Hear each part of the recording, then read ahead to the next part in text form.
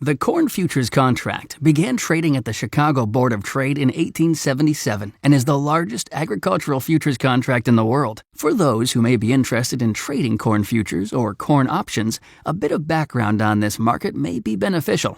This module provides an overview of the corn cash market, including its production, transportation, and uses. Corn is grown in practically all of the temperate and tropical regions of the world, in conditions ranging from below sea level to 12,000 feet above sea level. From the arid and semi-dry plains of Russia and North Africa to the subtropical regions of Florida, it is grown in countries with as little as 8 inches of annual rainfall, like Morocco, as well as areas with over 200 inches of rainfall, such as parts of India. Growing season ranges from the very short time frame in Quebec of 5 months to the 9-month season in tropical Colombia. While corn is grown in nearly every state of the U.S., production is concentrated in the central portion of the country, called the Corn Belt.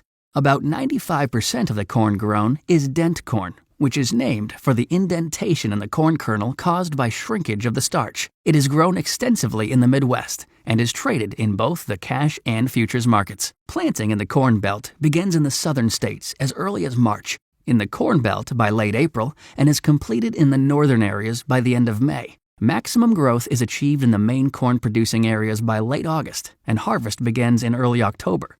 By mid-November, most of the corn has been harvested.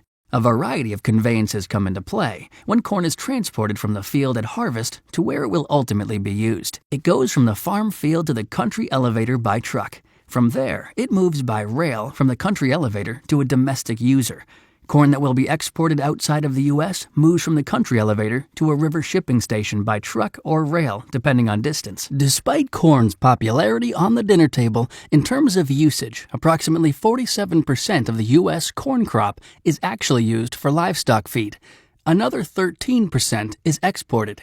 Human food use accounts for 10%, and approximately 30% of the U.S. crop is used to produce ethanol. Ethanol is considered a low-cost liquid transportation fuel. Dry millers in the U.S. account for more than 50% of the ethanol produced in the world, which is then exported to about 50 countries. Approximately 1/3 of the byproduct that is generated by the ethanol process becomes animal feed, and most often in the form of distillers' grains, corn gluten feed, and corn gluten meal. Although only 10 to 20% of the U.S. corn production is exported, the U.S. is the world's largest corn exporter. As the global population grows and the consumer demand for meat products alongside it, this will in turn increase the demand for feed grain exports.